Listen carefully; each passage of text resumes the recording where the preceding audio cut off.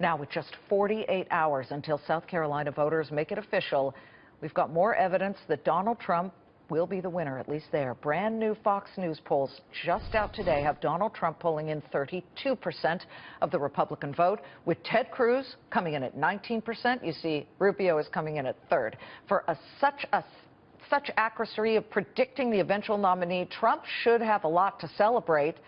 But maybe he shouldn't bring out the bubbly so fast, because he's the only GOP candidate who will lose to both of the Democratic candidates come November. That, according to a poll. Donald Trump loses to Hillary Clinton in a head-to-head match, while every other candidate tops her nationally. But look at this. When it comes to Senator Sanders, he's really doing well, because each candidate loses to the socialist senator by a pretty good margin. He's actually a Democratic senator who said he is a socialist. But let's bring in our political panel. Julie Roginsky is a Democratic strategist. Tammy Bruce, conservative radio host, both Fox News contributors. Great to have you here. I don't even know what to tackle first, but because the news flow is hitting the Donald Trump versus the Pope story so dramatically, calculated risk that'll pay off for Donald Trump, or a real problem with Catholic voters who respect the Pope? Yeah, well, I'm not on the Trump train, but I think what we also see is an attempt to interfere in this nation's business. And I don't think anybody really appreciates that. We remember in 2008, the world wanted Barack Obama, right? And we see how well that worked out. I think that what Trump is liked for, which is being politically incorrect, willing to push back, making statements, not worrying, is on display here as well. Frankly, I do not think it will hurt him. And I think that it reinforces the hypocrisy, as you noted in your opening, the walls around the Vatican, that the Vatican has taken in 2 refugee families. I think we could all handle 2 families.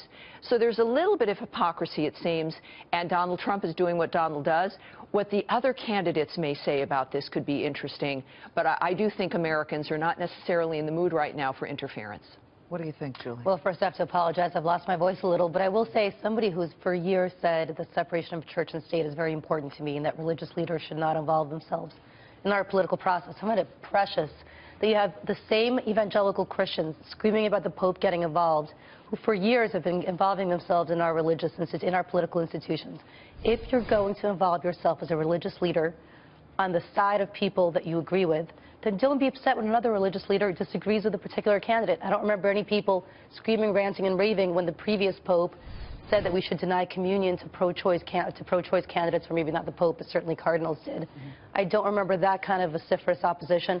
All of a sudden now, the same people who had no problem with that are upset that he's making digs at Donald Trump.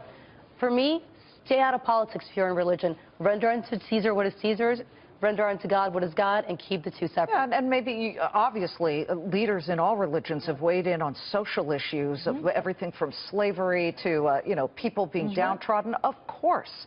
But it's almost as if the Pope fired that first volley. Yeah, look, I think that we don't have a problem with, we know the Pope is political. We understand that. I think this even also perhaps elevates Donald Trump to some degree, because the nature of the commentary, and highlights how the rest of the world is seeing the nature of his influence and the expanse of it. So we don't, I like the Pope. I don't agree with his political positions, and I think that this is a step too far when it comes to his interference. Well, let's now talk about South Carolina. Is it a make-or-break state for whom right now? I don't care which side you pick, Julie. Who really gets into trouble if they don't come in second? Certainly on the Democratic side, Hillary's in deep, deep trouble if she doesn't win South Carolina. She's so far on track to win it by a large margin. If she doesn't, that's that famous firewall that she keeps talking about with African-American voters. If she loses South Carolina, she's in deep trouble. On the Republican side, Marco Rubio's got to come in second. If he doesn't, questions about whether he can ever make it as an his original Carson. Where is he? We know that he's out. I think for Jeb Bush to lose the Nikki Haley endorsement, that was more of a damage for him than it was, frankly, a boost for Rubio. So for Jeb Bush, if he was to come in 4th or 5th, it would be disastrous. And so for Rubio and Cruz, Rubio, this was his #1 state. Remember, it was 3-2-1. He's not going to get one. But at the same time, there's Nevada. which is the first one for Hillary before South Carolina, that's now looking, that will be Saturday also. The surprise on Saturday very well may be a Bernie Sanders win in Nevada, which changes even the trajectory of what she can expect for South Carolina. Well, Bernie Sanders has had to jump a lot higher with less celebrity than Donald Trump, so when it looks like he's beating all the Republicans in a potential hypothetical But do you know why? Here's my posit on this. No one has taken him on. That's right, absolutely. There has been, Hillary has been gentle. The media has ignored him because they find him to peril. be. Yeah, do not ignore this. This is where it becomes this, like there's no way he can win. To underestimate the anger of the American people this time around is a mistake. But the moment he does get punched back, the moment somebody pushes back, it'll be like throwing a bucket of water on the Wicked Witch. Americans will see what this really is, and I think then he'll have some major problems. We'll see. We'll see. Good to have both of you. Thanks so much. Get better. We need you yelling and screaming for your side here. Chugging this as fast as I can. Julie Roginsky, Tammy Bruce, always a pleasure.